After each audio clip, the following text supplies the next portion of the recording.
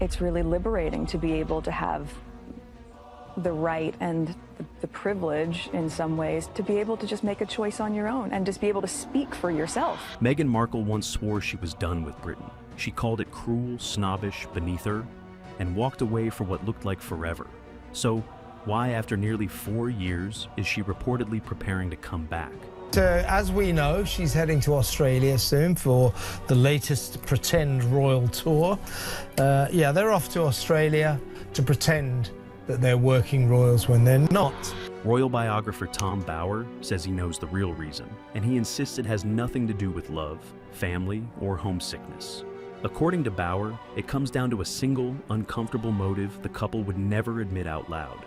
And once you understand what he believes is driving her, you will never look at this royal comeback the same way again.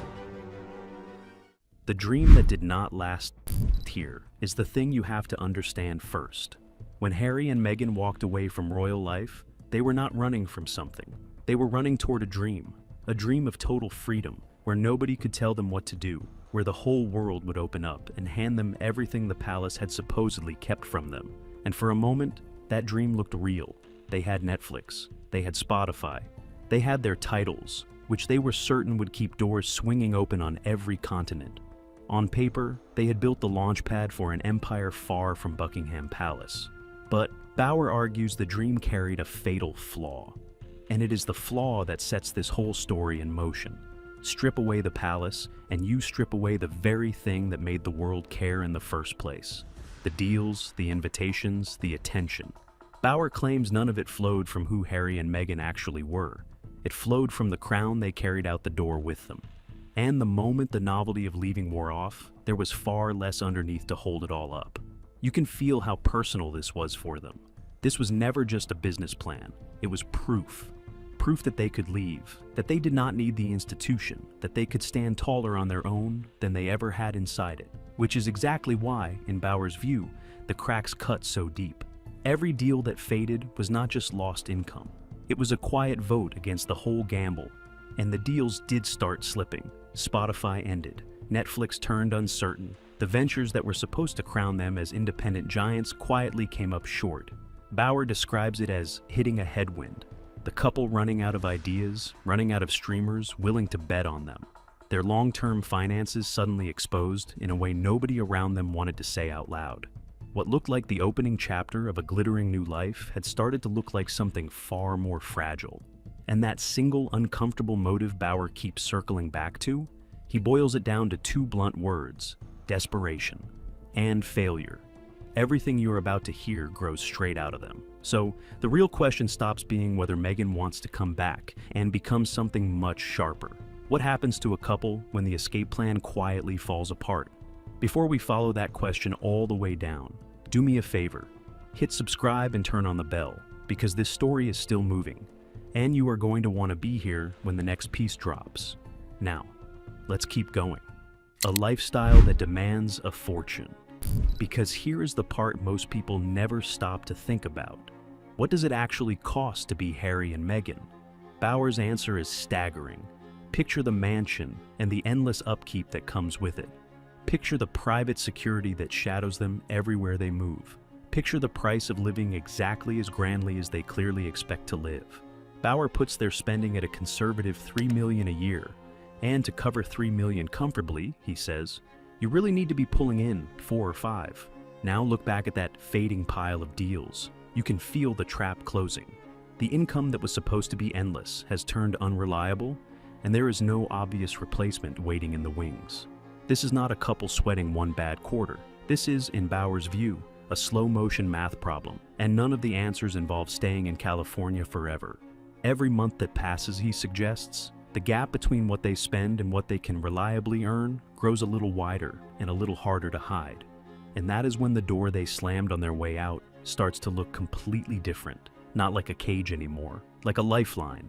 Bower claims Meghan is driven by a hunger for fame, for recognition, for money and status, and to a woman staring down. That math, a return to the royal fold in Britain, does not feel like surrender at all. It feels like the one move left that could hand her back everything she can feel slipping through her fingers. But Wanting the door open and getting it open are two very different things. The Hollywood ambition that faded, and the money is only half of it. Bauer does not stop at the bank balance. He goes after the dream that was supposed to replace the crown entirely: Hollywood. Remember how it began. Harry and Meghan landed in America on a tidal wave of publicity, absolutely certain they were about to become the most influential celebrity couple on the planet. And for a while, you could almost believe it. Headlines everywhere, major contracts, that unmistakable air of two people who could not be stopped. Then, Bauer argues, the wave broke. The partnerships got tangled up with broken expectations and results that quietly underwhelmed. Projects struggled to hold anyone's attention. Audiences drifted, and instead of becoming permanent fixtures of Hollywood power, the couple watched their influence bleed out slowly, headline by headline. Bauer calls it a crisis entirely of their own making. No major projects, no major earners, and a rising desperation with nowhere to point it. Then he says something that should stop you cold. In Hollywood terms, he describes their popularity, their pull, their appeal, as having nosedived over the past 6 years, commercially and reputationally both. The newspapers that once fawned now fill their columns with ridicule of Meghan instead. And when a public figure gets mocked that openly, that relentlessly, Bauer warns, their value does not simply dip, it collapses. So, what do you do when the two worlds you bet everything on, the palace and Hollywood, have both folded their arms against you? Chasing the spotlight once more. You go looking for the one thing you have always known how to find: the spotlight. Bauer believes Meghan is more determined than ever to claw it back, because the roaring attention she once commanded has faded into something quieter and far less useful to her. And here is where his theory sharpens into something almost surgical. A single trip back to the United Kingdom, he argues, would do overnight what months of California effort cannot. It would detonate international headlines. It would drop her straight back into the center of the royal conversation. The timing, in his view, is not sentimental, it is strategic.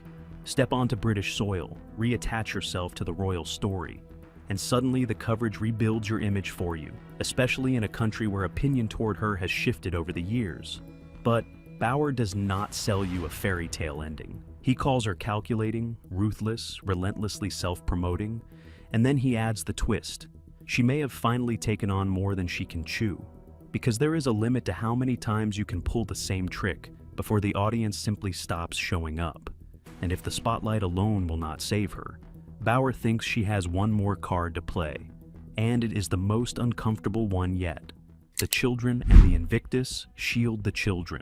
Bauer suggests the road back may run straight through Archie and Lilibet, alongside Prince Harry's ongoing work with the Invictus Games. Picture it: a united, loving family wrapped around a wounded veterans charity. It is a warm story, a softer story. Exactly the kind of story that could thaw some of the ice around their return and quietly rewrite the way the whole country sees them. But then Bauer says the quiet part out loud. He suggests the children could be positioned as something colder than family, as a shield. Because who, he asks, is going to jeer at small children in public? The hostility aimed at Meghan gets blunted the moment she is surrounded by them. It is an uncomfortable read, and Bauer knows it. Yet even this, he warns, is no guarantee, not with public feeling turned as sharply as it has. And there is a wall waiting for them that no amount of soft framing may be able to get past. The wall of resistance. Because wanting to come home is one thing, being let back in is another entirely. And Bauer believes the real obstacle is not the public at all, it is the family. Right at the center of it sits the rift between Prince Harry and Prince William, deep and still unhealed. King Charles, Bauer allows, may be the more forgiving one, the one more open to reconciliation. But it was never only going to be the king's call. The Prince and Princess of Wales, he claims, are firmly against any warm welcome. In his account, William and Kate feel genuinely damaged by the Sussexes, and are in no mood to forgive the accusations thrown their way. And it runs deeper than bruised feelings. Bauer argues the palace itself would resist ever letting Meghan present herself as a working duchess on British soil, drawing money and glory from a role she publicly walked out on. So, if the family quietly holds that line, what exactly is left for Meghan to actually come back to? Not a reunion, but a rescue. Whatever you do, Bauer insists, do not mistake any of this for a warm family reunion. This is not about healing old wounds. It is not about peace. In his view, it is about money. It is about security. And it is about the desperate need to rebuild an image that has taken a brutal public beating. The connection they threw away is now, he argues, the only thing that might keep them standing. Think about what a real return could buy them. Better security arrangements, warmer public opinion across Britain, fresh business opportunities, a relevance they have felt slipping away since the day they left. And there is one prize in particular hanging over all of it. The armed protection Harry has long demanded, the security tied to an official assessment of the genuine threat against him. Bauer doubts he will ever get it. So, if the one thing Harry wants most is the very thing they may flatly refuse to give, then what happens to the entire plan? The business behind the return. And underneath all of it, Bauer sees an engine quietly running. Meghan's lifestyle brand, the jams, the fruit spreads, the candles, the kind of products that live or die entirely on public attention. A return to Britain and the enormous wave of publicity it would unleash could pour fresh oxygen over every bit of it, pushing those products in front of an audience many times larger. More attention, more visibility, more sales.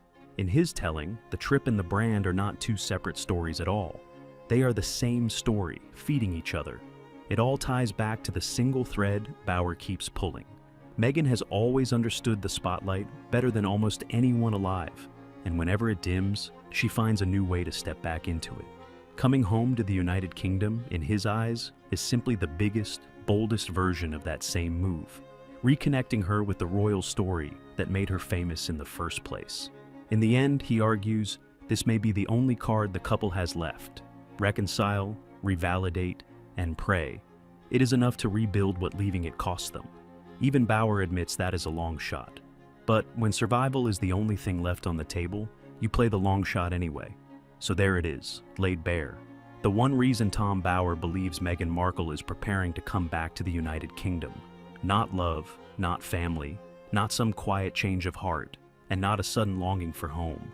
Survival, plain and simple, and nothing more. Now I want to hear from you. Do you buy Bauer's theory that this is all about money, image, and staying afloat? Or do you think there is something else entirely pulling her back that he is missing? Tell me in the comments. I read every one of them. And if you want more stories like this one, do the easy part. Like, share, and subscribe so the next chapter finds you the very moment it drops.